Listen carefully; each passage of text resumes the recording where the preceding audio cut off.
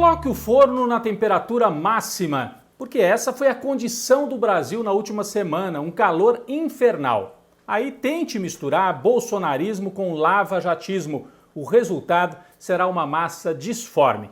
Nem pense em utilizar temperos já estragados. Youtubers, astrólogos, terraplanistas, pode jogar tudo isso fora. Aí convide 3 amigos para o almoço, chefes dos 3 poderes. Quem ficar de fora desse mexidão vai reclamar um pouco, mas faz parte. Essa é a receita da semana. A extrema-direita se recicla para resistir às turbulências. Está começando agora mais uma edição do Tempero da Notícia.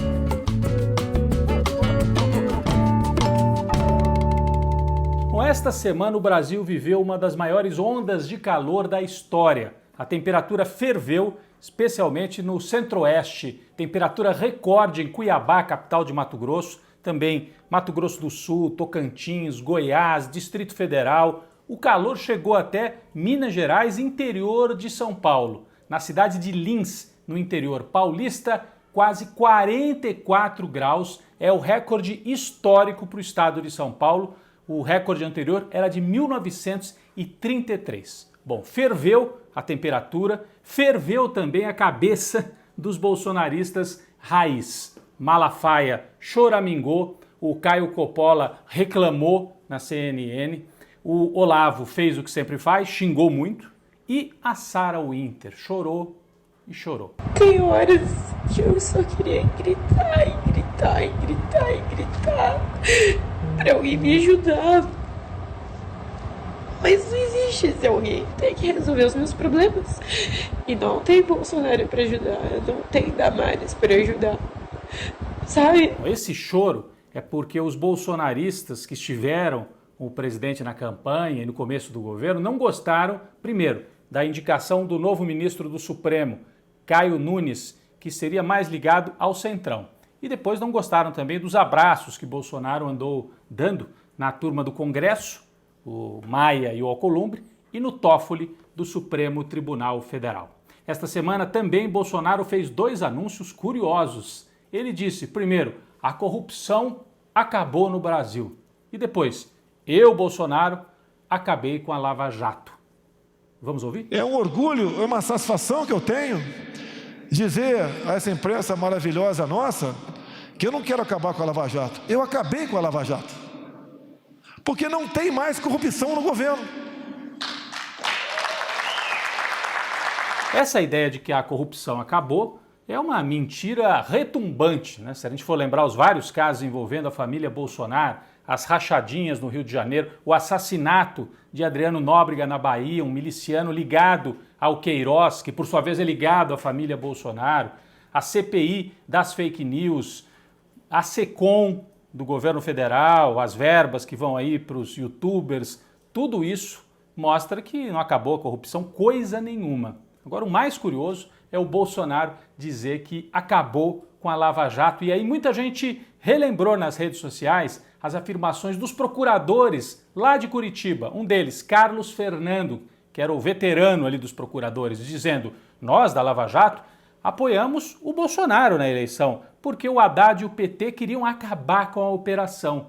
E aí quem está acabando com a Lava Jato é o Bolsonaro. Isso fez o Fernando Haddad publicar uma mensagem no Twitter dizendo assim, é muito bom ver um medíocre como esse, Carlos Fernando, procurador, morder a língua. Olha só o que disse o Fernando Haddad em relação à afirmação de Carlos Fernando. A favor de um candidato que vinha de um partido que tinha o objetivo claro de destruir a Lava Jato. Seria muito difícil acreditar que... Você está se referindo ao Fernando Haddad? Ao Fernando Haddad, obviamente. Bom, se o Carlos Fernando e os procuradores queimaram a língua, que dirá o Sérgio Moro? O juiz fez de tudo, né?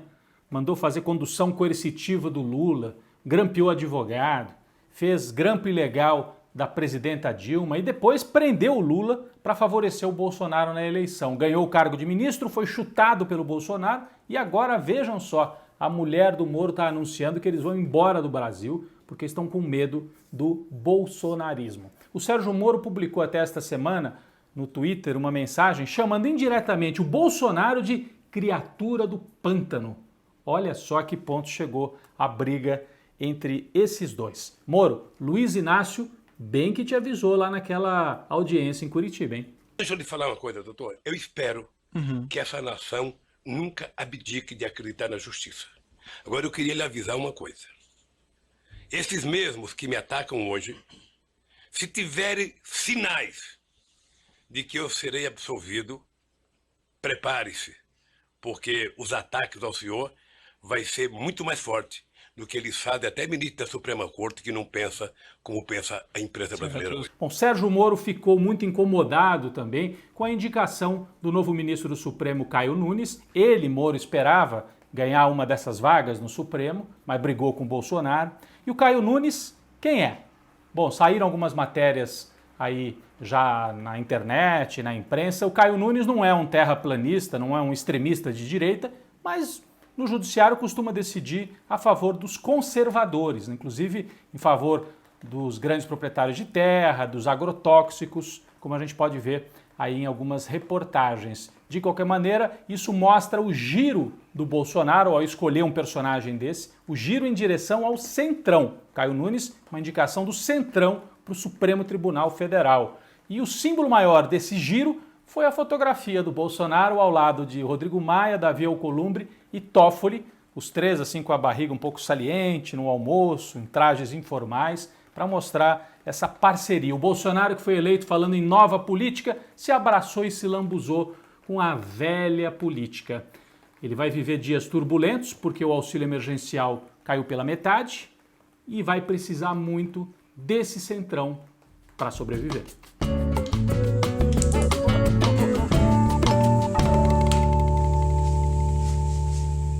Bom, quem foi para a panela de pressão esta semana? O presidente dos Estados Unidos e candidato à reeleição, Donald Trump. Depois de uma atuação desastrosa no primeiro debate contra Joe Biden, o Trump apareceu sempre interrompendo o adversário, interrompendo o mediador do debate, uma postura muito agressiva. Depois desse debate, ele anunciou que estava com Covid-19. Será que estava mesmo? Ou foi uma operação midiática para se transformar um pouco em vítima, tentar temperar esta imagem de arrogância, né, que acaba marcando bastante Donald Trump? O fato é que ele foi para o hospital, ficou 3 dias ali no hospital. Houve uma certa comoção entre os apoiadores de Trump, que foram para a porta do hospital onde ele estava internado, uma unidade militar, e logo ele saiu. Deu primeiro uma volta de carro, depois voltou para a Casa Branca, inclusive apareceu em alguns vídeos, a gente pode observar, com dificuldades para respirar. É uma das sequelas da Covid-19. Isso pode ter ajudado o Trump com os apoiadores dele, mas entre os independentes, os eleitores independentes e indecisos, não ajudou em nada. Não ajudou em nada porque essas idas e vindas em relação à doença e à pandemia atrapalham ainda mais a imagem de Donald Trump. Ele que menosprezava a pandemia de Covid-19, muito parecido com o que o Bolsonaro fez aqui no Brasil. Então agora ele vira vítima, então era sério, o problema é sério. Então ficou uma imagem muito contraditória, e isso aparece inclusive nas últimas pesquisas. Na pesquisa da CNN, a diferença de 16 pontos, 57 a 41 em favor de Joe Biden. Nunca houve uma diferença tão grande. Parece que Trump vai perder mesmo a eleição. Isso pode ter consequências aqui no Brasil, ainda mais sabendo da ligação estreita entre a família Bolsonaro e a família Trump nos Estados Unidos. Esta semana apareceu a informação de que Joe Biden, o candidato adversário de Trump, enviou ao Brasil, na época da Dilma, relatórios dos órgãos de inteligência dos Estados Unidos sobre a prática de tortura pelos militares aqui no Brasil durante a ditadura. Tortura que o Bolsonaro apoia. Então, se o Biden ganhar, a gente sabe que também não vai ter uma mudança assim drástica. O Partido Democrata do Biden é parecido com o Partido Republicano em muita coisa, mas essa ligação entre Trump e Bolsonaro se rompe e isso pode atrapalhar bastante a vida de Jair Bolsonaro aqui no Brasil.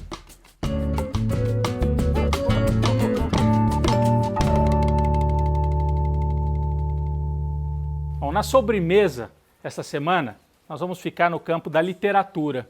Primeiro, eu vou indicar esse romance argentino do Ricardo Piglia, um autor já falecido. Essa aqui é uma edição em espanhol, mas também existe em português, Respiração Artificial. conta a história de um escritor que vai em busca do tio, que mora no interior da Argentina.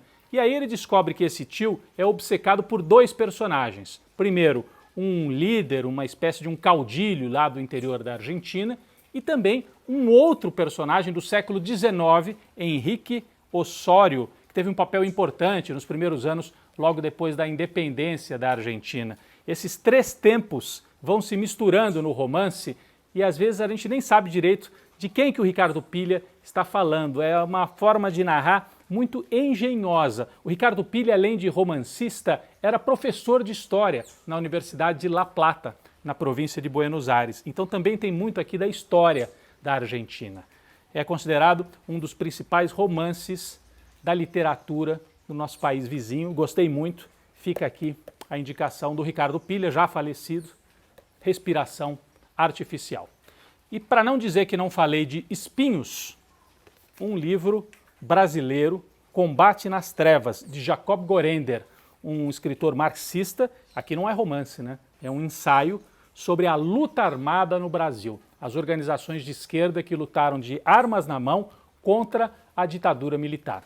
Eu li esse livro aqui nos anos 80 e ele foi relançado agora pela editora Expressão Popular, uma edição muito bacana, tem várias fotografias também, e o Gorender conta a história das várias organizações, da ALN, do Marighella, da VPR, da VAR Palmares, do Lamarca, a Dilma Rousseff, né, participou de uma dessas organizações, e faz também um acerto de contas, críticas. Então ele não narra e não transforma em heróis, simplesmente, aqueles que lutaram contra a ditadura. Faz também a crítica, o balanço crítico dessa experiência, a luta armada contra a ditadura, uma leitura difícil, né, porque acaba em tragédia, as organizações são desmontadas, são derrotadas pela ditadura, mas muito importante, ainda mais agora que a gente tem na presidência da República alguém que defende a ditadura militar.